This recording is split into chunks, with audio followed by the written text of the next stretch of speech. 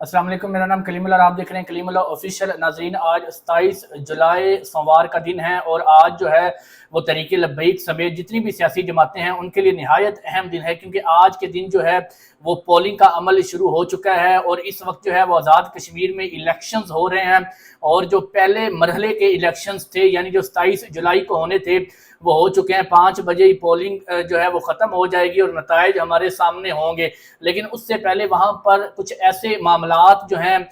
वो हमें दिखाई दिए हैं कि तहरीक लब्बैक पाकिस्तान, जिन्होंने एक बड़ी कैंपेन चलाई है इन इलेक्शंस के अंदर, जिन्होंने अपने जितने भी नामजद उम्मीदवार थे उन्होंने अपने हलकों में एक बहुत बड़ी रैलियां निकाली थी, लेकिन उन्होंने इन इलेक्शंस को ख़त्म होने से पहले, यानी पोलिंग का अमल अभी ख़त्म नहीं हुआ, तो उन्होंने इस इलेक्शन को मुकम्मल तौर पर मुस्तरद कर दिया। किस तरह से मुस्तरद किया उस पर तफसीलात से बात करेंगे। उससे पहले आपको बता दें कि आज के रोज़ ही अल्लामा साद हुसैन रिजवी की बाजियाबी केस जो है वो जस्टिस अबर गुल साहिबा की अदालत में जो है आज उसकी समाअत है। उस हवाले से तफसीलन आपको बताएंगे कि क्या हुआ अदालत में और समाअत में। जो है बुरहान मुअज्जम साहब जो तहरीक लब्बैक के मयानाज वकील हैं, उन्होंने क्या आर्गूमेंट्स दिए और आगे से जज साहिबान ने समाअत में क्या कुछ कहा, तो उस पर तफसीलन बात करेंगे। सबसे पहले आपको थोड़ा सा बैकग्राउंड बता दें आज़ाद कश्मीर के इलेक्शंस का, कि इसमें कुछ हैरान कुन जो अमल हमें देखने को मिला वो ये था कि 2021-22 के अंदर जो जनरल इलेक्शंस हुए थे आज़ाद कश्मीर में, उसमें जो वोटर्स की कुल तादाद थी वो तकरीबन 32 लाख के करीब कुल तादाद थी।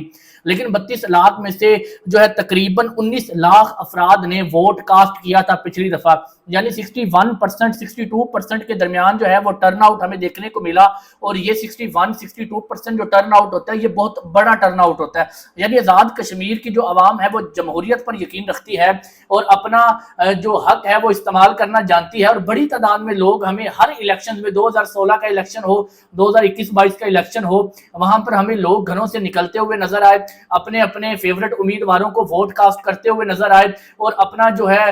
हक के इरादियत हक जो है वो इस्तेमाल करते हुए नजर आए। लेकिन इस बार मामलात कुछ और तरह से हैं। वहां पर मामलात खराब इस तरह से हुए कि जॉइंट एक्शन कमेटी जो है उनको कलअदम करार दिया गया। पाकिस्तान तहरीक इंसाफ जो वहां की सबसे बड़ी और मकबूल तरीन जमात है, जिन्होंने पिछली मरतबा तकरीबन 32 सीट्स निकाली थी, उन्होंने इन इलेक्शंस का बॉयकॉट किया हुआ था। तो मैदान में सिर्फ मुस्लिम लीग नून और पीपल्स पार्टी और तहरीक लब्बैक पाकिस्तान और इस्तेहकाम पार्टी, ये 4 पार्टीज थी। लेकिन अब जो है वो तहरीक लब्बैक ने भी इन इलेक्शंस को मुस्तरद कर दिया। अभी पोलिंग खत्म नहीं हुई, हालांकि तहरीक लब्बैक इन इलेक्शंस को भरपूर तरीके से कंटेस्ट कर रही थी, अपनी रैलीज निकाली, लेकिन वहां पर जो धांधली हुई है, वहां पर जो प्रेशराइज किया जा रहा है मुखालिफ लोगों को,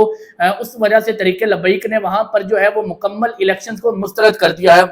गाजी अरसलान फयाज जो कि नामजद उम्मीदवार हैं तहरीक लब्बैक की जानिब से, उन्होंने एक वीडियो जारी की जिसमें उन्होंने मुख्तलिफ पोलिंग स्टेशन दिखाए कि यहाँ पर लोगों का टर्न आउट जो है वो तकरीबन अब 10% भी नहीं रहा। यानी वो लोग जो 19 लाख अफराद जो जिन्होंने वोट पिछली दफा कास्ट किया था, उनमें से 3 से 4 लाख अफराद भी इस दफा घरों से नहीं निकले हैं और टर्न आउट जो है वो 10% से भी कम है। यानी इस बार आज़ाद कश्मीर की आवाम ने मुकम्मल तौर पर इलेक्शंस को मुस्तरद कर दिया है। वो इन इलेक्शंस को जो है वो मानते ही नहीं और उन्होंने अपना फैसला सुना दिया है कि जिस तरह से पीपल्स पार्टी और पाकिस्तान मुस्लिम लीग नून खास तौर पर इस इलेक्शंस को लेकर चल रही हैं, जिस तरह से तहरीक लब्बैक के जो कैंडिडेट्स को दबाया जा रहा था, जिस तरह से ज्वाइंट एक्शन कमेटी को कलअदम करार दिया गया और जिस तरह से वहां पर धांधली हो रही है, तो उन्होंने यही फैसला किया कि हम अपना वोट क्यों जाया करें, वोट कास्ट ही नहीं करता। तो 10% से अगर कम टर्न आउट वाकया ही निकला, अगर वाकया ही जब वोट काउंट हुए और ये टर्न आउट जो है वो 10% से कम हुआ, तो इसका यही मतलब है कि वहां की आवाम जो है उन्होंने मुकम्मल तौर पर इन इलेक्शंस को मुस्तरद कर दिया। तहरीक लब्बैक ने इन इलेक्शंस को ऑलरेडी मुस्तरद कर चुके हैं। काजी अरसलान फयाज साहब, इसके साथ साथ मीरपुर में जितने और उम्मीदवार थे, उन्होंने इन इलेक्शंस को एक ढोंग करार दिया कि ये एक मसनूई इलेक्शन है। जीत और हार का फैसला ये ऑलरेडी पीपल्स पार्टी और मुस्लिम लीग नून कर चुकी है। तो भीमबर में भी हमें देखने को मिला कि पोलिंग स्टेशन तमाम तर खाली रहे, वहां पर कोई भी वोटर जो है, हमें किसी भी किस्म का रश देखने को नहीं मिला। हम लाखों की बात कर रहे थे, वहां पर शायद हजारों में भी लोग जो हैं वो भीमबर के इलाके में हमें देखने को नहीं मिले। तो वोटर का टर्न आउट ना होना इस बात का सबूत है वहां की आवाम जो है वो इलेक्शंस को मुकम्मल तौर पर मुस्तरद कर चुकी है। उसके अलावा बड़ी खबर आज ये थी कि अल्लामा साद रिजवी की बाजियाबी का केस जो है वो आज अदालत में लगा और अदालत जो تھی وہ جسٹس ابرار اربا گل صاحبہ صاحب کی یہ عدالت تھی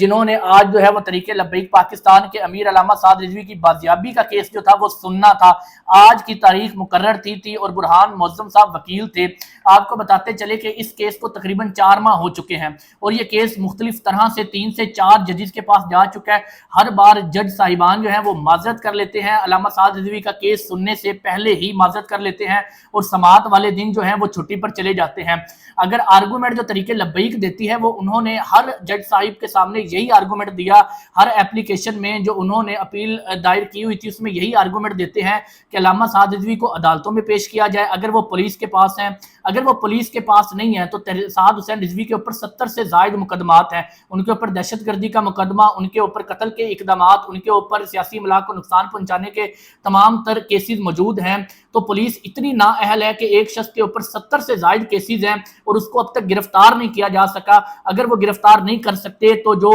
یہ کامران احمد جو انویسٹیگیشن آفیسر ہیں جو وہاں پر لاہور میں ہیں اور اس کے علاوہ جتنے بھی لاہور کے اعلیٰ افسران ہیں وہ آ کر ریزائن دے، اگر ان سے علامہ سعد رضوی گرفتار نہیں ہو رہے، اگر ان کے پاس ہیں تو وہ عدالتوں میں پیش کریں۔ تو یہ تحریک لبیک کا ایک بڑا سٹرونگ موقف ہے۔ جب عدالت میں یہ کیس جاتا ہے تو عدالتوں کو پتا ہے کہ اگر صحیح طور پر میرٹ پر فیصلہ دینا پڑا تو یا تو پولیس افسران کو معطل کرنا پڑے گا یا ان کو ریزائن کرنا پڑے گا یا علامہ سعد رضوی کو سامنے لے کر آنا پڑے گا۔ تو انہوں نے اس کا حل یہ نکالا ہے کہ جب بھی جج کے پاس کسی کے پاس کیس جاتا ہے تو وہ چھٹی پر چلے جاتے ہیں یا کیس کو سننے سے معذرت کر لیتے ہیں، اگلے جج کے پاس جاتے ہیں، 1 مہینہ 2 مہینہ پھر گزرتے ہیں اور اس طرح ٹال مٹول کا سہارا لیا جا رہا ہے۔ میں نے آپ سے پہلے بتایا تھا